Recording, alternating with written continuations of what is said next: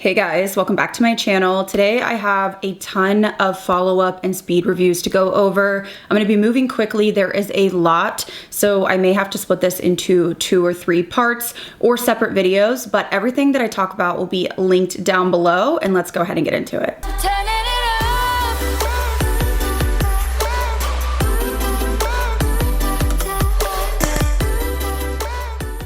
So I'm going to be going in no particular order. I'm just kind of grabbing, I'm going to give you my full review and my final thoughts on products that I've continued to test after I posted a first impressions.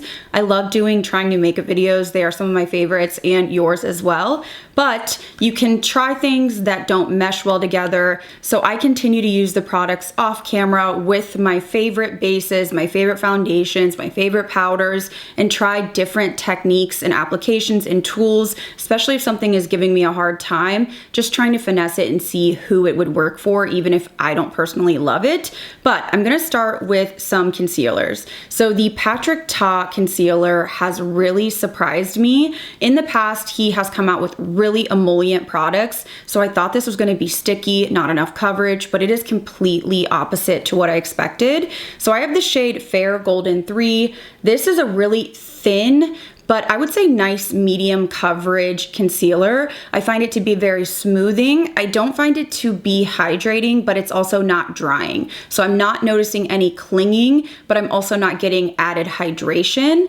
I do also think this is very, very brightening. It also probably is more brightening because this shade is light for me, but it just gives you this like bright, smooth under eye. And it does blend almost to this like whipped, light moussey feel, but again, no tack, nothing heavy. So I think this is a beautiful formula. If you have very, very dry under eyes, I would say prep them. Although I do, and I've had issues with other concealers grabbing and giving me texture, and I don't have that with this. And then my second concealer is hands down my favorite, the Charlotte Tilbury. It's incredible. It is full coverage. And when I say full, I'm talking full coverage. It's definitely a little bit creamier, actually a lot of bit creamier than the Patrick Ta. Full coverage right off the bat, so you don't even have to build it up. It's very smooth. I would say more hydrating on the under eye than the Patrick Ta. There is no shimmer, no illumination, and it does not feel heavy or sticky. It plays beautiful with all of my other products, and I like to wear this as foundation. So when I just want out the door or when I was on vacation, I just use this all over my face to give me that even look, powdered it, and I was good to go. So I really like both of these. I have 2 foundations to update you on. The first is the Estee Lauder Double Wear that was reformulated. Now, a lot of people were upset by this. I was included in that because I swore by the original formula for medium to full coverage, super long lasting, oil control. It would be what I would wear maybe like on my wedding day or somewhere where I really knew I was gonna be sweating and I just wanted it to lock in. So this is definitely different. I would say the coverage is a little bit less off the bat. It's buildable. It has more of a skin-like finish to me rather than that matte look with the original, and it does not have the oil control or the longevity of the original. So you're definitely going to have to touch up and baby it a little bit more if you have oily skin, and I think that's the biggest disappointment. It also doesn't wear as well. I still think it wears a good 8 hours and it looks nice, but the other one was truly like bulletproof. So again, it's just more of a natural version, and I think it kind of defeats the purpose because the original Double Wear was really a special formula for those of you that had super oily skin and you needed something that was going to hang on and not become greasy. So that's my thoughts on this. I actually do like this, but I don't think that it is like the original, unfortunately. And then one that I thought I was gonna like, and I really don't like it. I'm actually shocked. This is the new NARS Matte Foundation.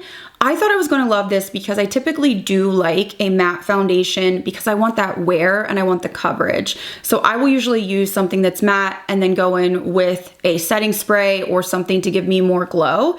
This looks so dry and so cakey on my skin.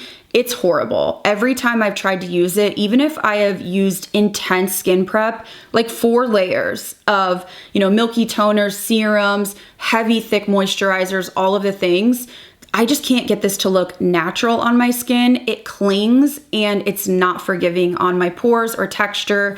It wears okay, but it starts settling into my pores around my mouth and it just looks heavy. And I'm somebody that doesn't mind like a full face or a heavy looking foundation, but this truly looked like dry spackle on my skin. For me, this is probably the most drying formula that I've tried in my recent memory for foundations. It's a hard no for me. Next, I want to talk about a couple skin prep products. So I want to start off with this Charlotte Tilbury Magic Cream Facelift in a Jar. This is a reformulation. Again, there's so many reformulations. My head is spinning. Now I have to say that I don't like the original because I found it to be just very emollient, very heavy. It would actually make my makeup like gunk up, and it just did not wear well under makeup for me. This new formula I do prefer. You can see that I have, used quite a bit, but I will say that it's not as hydrating as the original. It's more thin, there's more slip to it. It has almost like a fluffy, I would say like gel hybrid formula, and then it really smooths out. It's very, very like slick, but thin. It's not sticky or heavy. And I do think that there is like an added glow to this one. It's subtle, but it's there. It is fragranced, which can be irritating, so just keep that in mind. But this is something that I would use before my makeup. I have it on right now, and I found that it does give a nice, thin layer of hydration. But do I think it's a facelift in a jar? Absolutely not. I do like it, but if you swore by the original, it's not as hydrating, and I don't think you're gonna get all of the benefits that you want, that you got in the original from the new one. So just keep that in mind. And then I have this Danessa Myricks Barrier Boost. This is the Yummy Skin Plumping Serum. So this has no fragrance that I can detect, and it has a gel milky sort of texture. It's a little bit thicker than the Charlotte Tilbury, but when you blend it out, it really does glide nicely, and you can see kind of like that gel sort of look. It does give a nice hydration. I would say it's more hydrating than the Charlotte Tilbury. It will sit under makeup, but it just feels more like a skincare product for me, whereas the Magic Cream kind of feels more like a hybrid. Like it's prepping your skin for makeup, it's giving you hydration, but that glow. There's no added shimmers or anything in this. So it's good. I don't think it's blowing me away. Again, it's something that I would reach for during the day when I'm not gonna wear makeup, but at nighttime, I want something like incredibly, incredibly thick and hydrating. So I use like my Revi Beauty Barrier Cream, but I do think this is a nice kind of basic formula if you want something that isn't chock full of fragrance and isn't, super sticky and uncomfortable. So I like it, but I'm not like blown away by it. And then I have this Too Faced Multi-Use Complexion Enhancer. This is in the color Vanilla Bean. I think this is a nice formula, but I just feel like it's too late to the game. Now, it's a little bit different to the Charlotte Tilbury Flawless Filter because it's not skin tone tinted, it's more of just like a highlight. So you could use this on top of your foundation if you don't wear powder or before powder. I don't typically like that because I like to set, and there is a little tiny bit of tack when you blend it out. I would say that I do like the glow on this because it doesn't feel too Tin Man. I'm not seeing chunks of glitter. It's just a really refined, highlighted look. But again, I just feel like they're late to the game. We have so many versions of this. It's not exactly like the e.l.f. or the Charlotte Tilbury. It's not gonna give you any coverage. It's just gonna highlight your skin. So I like to use this on the high points of my face under my foundation, and it does sit nicely. I don't have any issues blending on top, but I just don't think that it's anything revolutionary. So for me, it's just not something I would tell you to run out and pick up. A product I would absolutely tell you to pick up is something that I've been using for years, and I am partnering with Current Body for this portion of today's video. I have raved about their LED masks for quite a long time. I'm a huge fan of red light therapy. I think that it is the biggest game changer for your skin. Now, you do have to be consistent, so you do wear this mask for 10 minutes, 3 to 5 times a week. I just use it when I'm scrolling my phone at night before I do my skincare, or sometimes I will do it in the morning after I've washed my face. I also love that the Series 2 mask has these little eye sockets that you can pop in and out. It just protects your eyes, so I find that it's more comfortable to wear, and it is flexible, so it flexes with your face. I just think this is the fastest and most efficient way to see less fine lines, more even skin tone, and for me, the biggest thing is just less redness. I find that I don't have to wear makeup as much and I just feel more confident, and you can see results in as little as 4 weeks. I do have a 10% off code to shop Current Body, so I will put it on the screen and down below. Definitely check them out if you've been wanting to implement red light therapy into your routine, because it has done wonders for my skin. Jumping around a little bit, I do have some eyeshadows that I wanted to give you my full thoughts on. So let's start with the Ethereal Eyes from Makeup by Mario. I absolutely love this palette. It is stunning. I find that I reach for the mattes more than the shimmers, but they're just so easy to blend.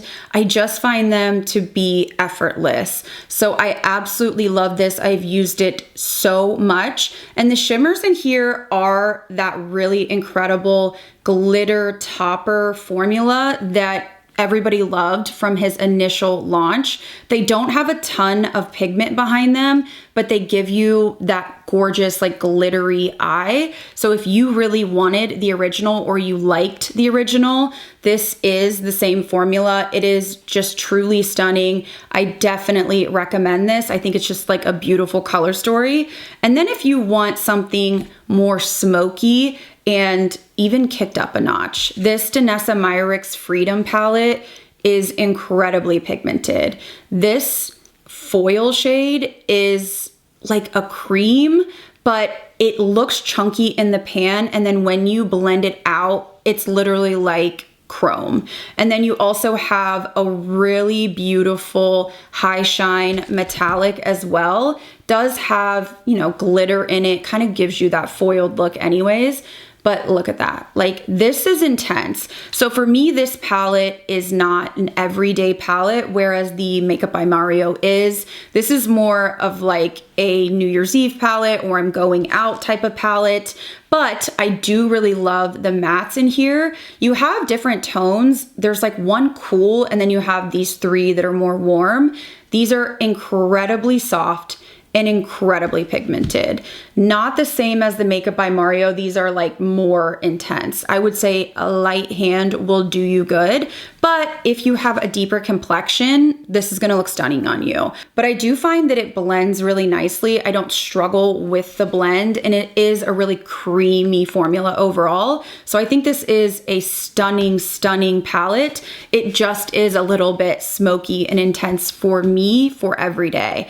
And then I am wearing a mix of 2 of these from Natasha Denona on my eyes right now. So these are the Luxe Glam eyeshadow quads, and there are 3 different colorways. I love the packaging, and I really think that they are beautiful for travel. Inside you get 2 mattes, and then you get 2 metallics. This one has more of like a standard shimmer and a metallic, which I'm wearing on my eyes today. Really, my only complaint is the price. I think these blend beautifully. They are the standard Natasha Denona formula. I do like the ones that have the shimmer and then like the heavy duty metallic, because I think it's a little bit more versatile, but the formula I have 0 complaints on. It really is just the price point. I just wouldn't tell you to go out and buy these when you can get a midi palette for $25 more. I just think they're overpriced. I would have liked to see these more, I don't know, priced at like maybe $29, which is still, you know, a little bit hefty, but the price tag really is the only thing holding me back from recommending these. So I don't think you'll be disappointed if you do pick them up. I find that they blend beautifully, and I mean, they look gorgeous on the eyes, but you just have to know they're not the best value for your money. I have a couple more eyeshadow products that I wanted to give you my final thoughts on. The first one I was really excited about, but I absolutely do not like this. I just feel like it's not what I thought it was gonna be, and I'm disappointed that I bought it. So this is the MAC Multi-Sculpt Matte Eyeshadow, and this is in the color Painterly. I had heard that this was basically like a liquid version of their paint pot in Painterly, and I was really excited to use this as a base on my eye, much like the Morphe pots if you've seen those. The problem with this is it's very sheer, like incredibly sheer, which is kind of strange for MAC. I was expecting a matte full pigment, and I'm building this up, but as you blend it out, you can see my veins throughout. It does not give you a full coverage blank canvas, and that's something that I need to have for my primer on my eyes. I have a lot of veins and, you know, blueness. This just is way too sheer. Even when you build it up, I find that it also feels like it has a little bit of an oily feel to it, which again, I was not anticipating. It's got that like dry oil feel, if you've ever felt that, whether I use it like in my crease, because I've tried it that way too. It's a little bit too oily. I feel like it disrupts if I powdered my lid, and if I haven't, I feel like I still have a little bit of like a tack. It just creases. I just don't like this. It was something I was excited about, but truly one of the biggest fails for me personally, but something that's not a fail that I absolutely recommend. I've talked about these ad nauseum, but these eyeshadow shimmer toppers from Bobbi Brown are phenomenal. My favorite shade still has to be the Brilliant Moonstone. It is truly like insane glitter and shine. They have that really nice cooling feel, very thin. I would say, again, a little bit thinner than the Danessa Myricks. So if you had like chunking issues with that, I would say this is probably a better bet, but I find this is more of a glitter, and it's set down already. I mean, it sets down quickly. So I like to just use my fingertip and then pat on my eyelid instead of swiping. If I want intense color, I will swipe in certain areas, but that's how I avoid the, you know, caking or that like thick look. And then I also really, really love this shade, which is Brilliant Honey. It swatches a little bit more metallic and less glittery than the Brilliant Moonstone, but I found that once you kind of blend it out or build it up, it gives a very similar, just gorgeous finish to it. So it's got a little bit more pigment behind it. So I absolutely love these. I know they are pricey, but for me, Brilliant Moonstone is like top drawer, and it's not moving. I also have one liner to go over, and I had high hopes for this, but for me, this is a pass as well. So this is the Urban Decay Retractable Eyeliner. I just think there's a lot of inconsistencies with this, and there's something funky about the formula that I don't personally like. So it has this slanted tip that's very thin. I do like that, and a brush on the other side. So the whole point of it is to swipe on and then use the brush to smoke out. And when I use this formula in the color Brown Noise, I don't have such a hard time with it. It does blend okay, but when you look up close, it almost feels like where you originally swiped it on, it kind of seeps into the little pores and crevices, and then it's hard to build up evenly around it. It just looks kind of dry and patchy when you look at it closely, but the inconsistencies are wild. So this shade I was excited to try, which is Wine Spill. It's a beautiful kind of like burgundy shade.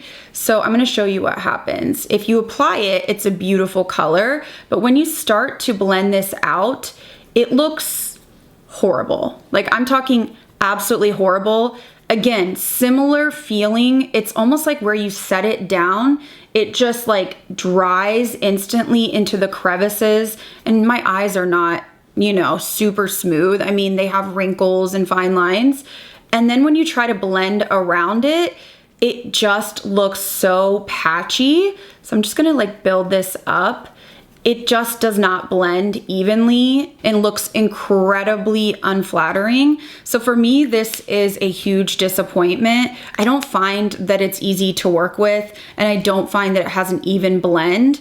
I much prefer the Hung Van Go, the soft, I think like the soft kohl liners, those are fabulous, or the Urban Decay Naked Eyeshadow in Senescent blends beautifully. But this, you have like no time to work, and then even when you do blend it like super quickly, wherever you put it initially, there's still like a harsh line. It just does not look seamless, so I just don't personally recommend these. A couple mascaras that I wanted to give my thoughts on. I want to start out with the Urban Decay Tube Job. I absolutely love this. I'm wearing it right now. I will say that I did apply these new, I think they're new, Ardell press on top of your eyelashes. So they have the adhesive on them already, but instead of going under your lash, they go over your lash. And I had a little bit of sticking when I tried to clamp it together. So this eye looks a little wonky. This is my eye where I lose lashes. It's a whole thing, but I love this mascara. I find that it really does a beautiful job at giving me length and a good amount of volume without getting clumpy. I don't find it to be sticky or watery, and it doesn't weigh my lashes down. This one is a good one. It feels kind of in between. It's not like a waterproof mascara in terms of how your lashes sit up, but it's not heavy. So I like that. And I find that it just doesn't flake. It doesn't get in my eyes. It doesn't irritate. And it's really easy to remove because it is a tubing mascara. So I really, really love this. And then I have the Makeup Forever Volume Artist Mascara. So this is supposed to give you volume. It has a much thicker wand. Typically wands like this do give more volume than length. I've actually found the opposite with this formula. I do find that I get a nice length. I don't find it to be super clumpy, but I don't get a ton of volume, which I was surprised by. And because it has a bigger wand, I find that I do struggle with getting it on my lid more than I would with like the Urban Decay. I did feel like I also had to really recurl my lashes to get them to hold with this. And that's something that I deal with a lot of mascaras. I don't find it to be a watery formula. It's quite light, but I just don't think that it's anything, you know, special. It's not making my lashes look really long and voluminous. It's kind of just an okay everyday formula. So with so many different formulas on the market, this is just gonna be meh for me. Next, I want to talk about a couple bronzers. They're very similar, but I just want to give you my thoughts. So this is the Say Super Suede Radiant Bronzing Powder. I have the color Amalfi, and it looks like it's going to be, I would say like a, you know, olive warm bronzer. But when you start blending in, it is very warm. And that is really my complaint with this.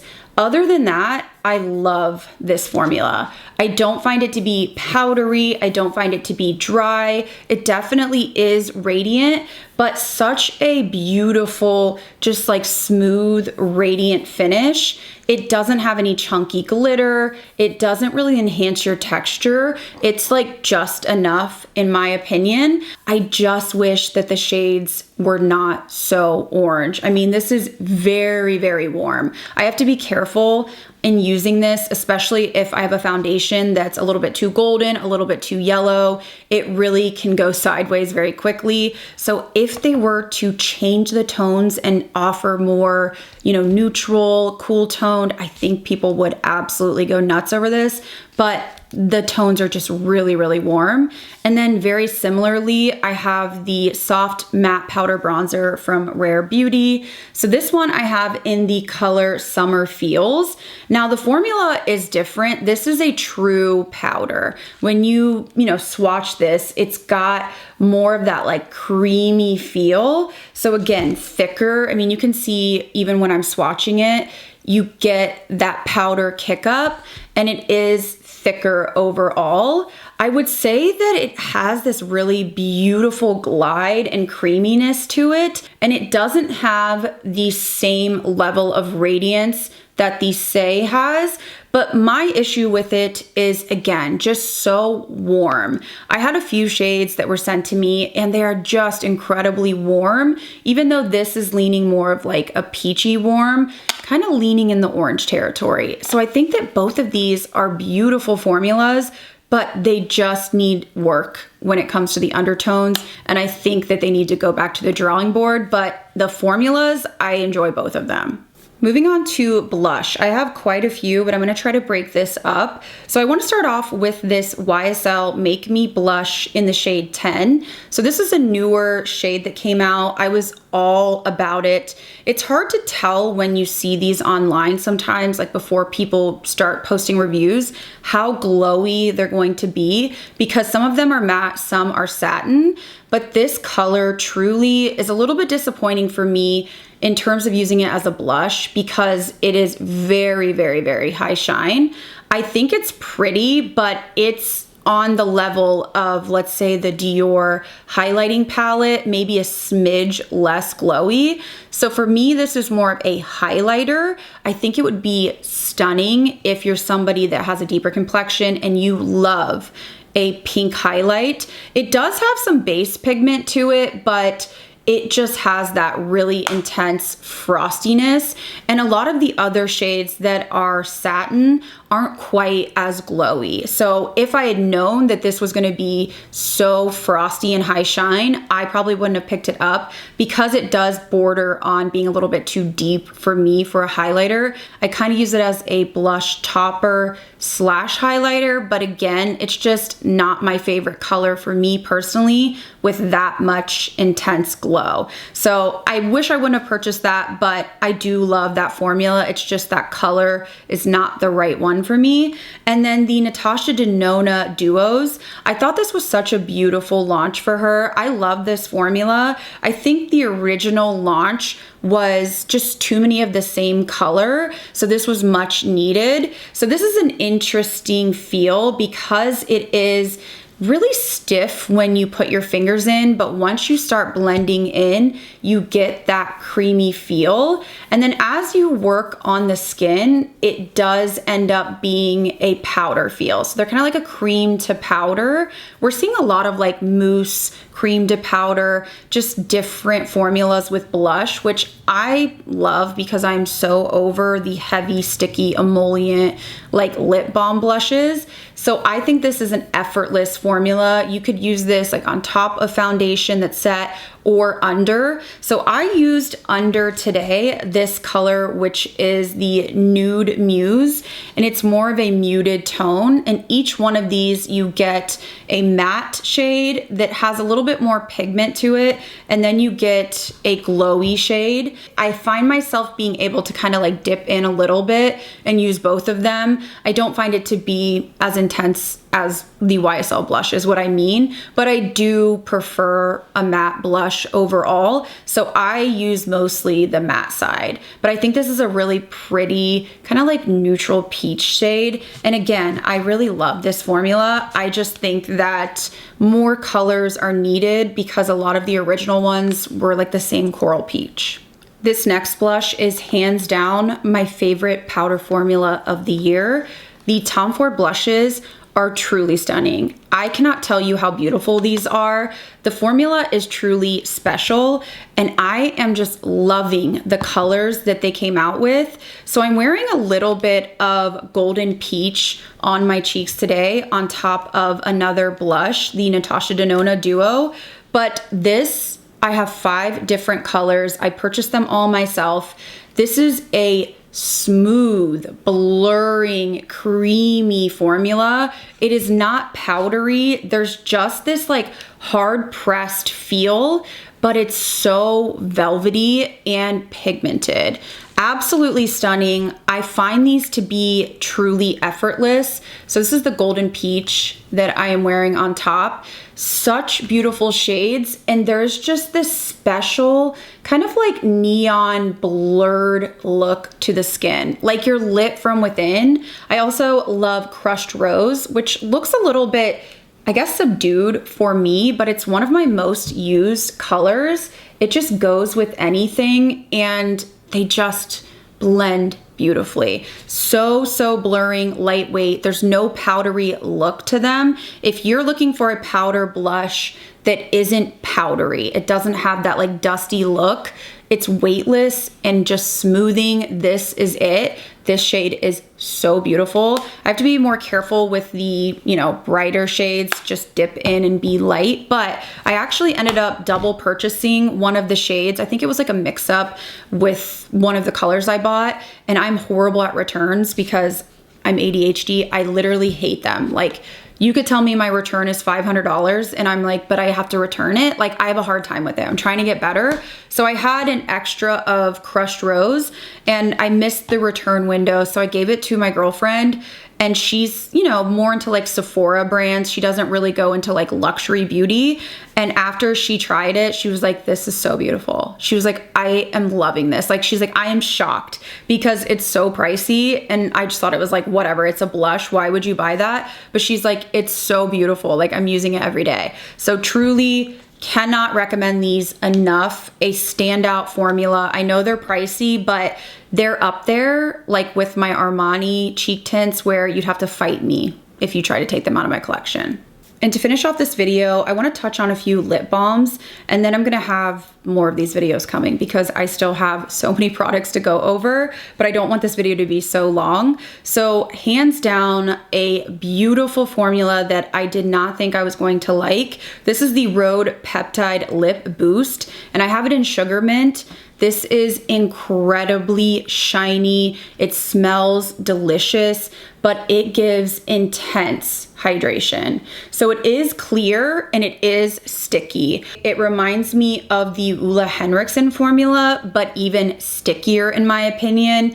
It's almost like syrup. It just coats your lips, and it doesn't give you that like stringiness that you can have sometimes with sticky glosses or balms. It doesn't goop, which I like, but it just coats, lasts forever, and gives you intense hydration. It is incredible. This is something that I keep downstairs when I'm editing, and I just slather it on my lips because it's clear. It doesn't really give me a tint. I would love for Rhode to come out with tinted versions of this because I do prefer a sticky gloss or balm. It just hangs around much longer and I find it to be more hydrating. And then I have this Colfi Watermelon Lip Glossing Balm. So I purchased this in store. It does have a light pink tint, which is what drew me to it. And I will say that it smells really good. I think each of them have a different scent. It has this like really sheer tint though, so on the lips it ends up looking clear, but for me this just wears away and doesn't really give me much hydration. I don't like having to babysit it. I don't want it to be, you know, getting outside of my lip liner, smearing, or just not really giving me any hydration because that's the whole point of these. So for me it's just kind of okay. There's nothing really special about it. I think it smells great, but I just don't think that it's the formula that's going to wow me. And if you want something that is going to wow you, I absolutely love these Edam lip balms. So these are the new shades in Shaved Sakura Ice or Sakura Shaved Ice. These have a metal tip and they are thick. Again, I would say a little bit less sticky than the Ulla Henriksen, but thick. So they really coat, but they're not quite as sticky, if that makes sense. I love the cooling feel of the metal, and these have a beautiful pigment to them. This is stunning, so high shine, and these actually have actives in them, so they exfoliate your lip, and they give you that really smooth look. They are quite hydrating as well. This one is stunning. It is, okay, this is a horrible swatch. This is Chateau Rose. So this one has like pink glitter. I think this is my favorite. It just gives you this beautiful shimmer to the lip, but these last a long time. Very hydrating. and they have a beautiful tint. And each one has a different scent. One of them is like lemon meringue pie, and the other one is, I think, like a vanilla bean or cafe. I don't know. Delicious, beautiful. So these are something that I would wear more so during the day because they give me that tint. Whereas the Rhode I would wear when my lips are like screaming for hydration, but both of them are top drawer favorites for me. All right, guys, so I think that is all that I wanted to go over today. I didn't want this video to be too long. I hope that I did give enough of a overview so that you can, you know, decide if they are something that you want to try or something that isn't going to work for you. So I will link everything that I shared down below and on YouTube Shopping. Give this video a thumbs up if you enjoyed it. And I should have probably 2 more of these videos coming shortly because I have more stuff that I do need to update you on. I'm not the best at the updates because I've realized because I have ADHD, I'm highly motivated by like new, exciting things that really get, you know, give me like a dopamine hit. And sometimes when I have to like go over products that I already know how I feel about or that aren't like new and exciting to me, I feel like I have a hard time getting myself organized to do it because I'm like, but wait, there's new shiny things over here that I want to do. So I'm trying to be better about it, but let me know if you do enjoy these videos and I will continue to do them more regularly. So if you're new here, I hope you stick around and subscribe. Thank you guys again so much for watching. I'll see you in the next video.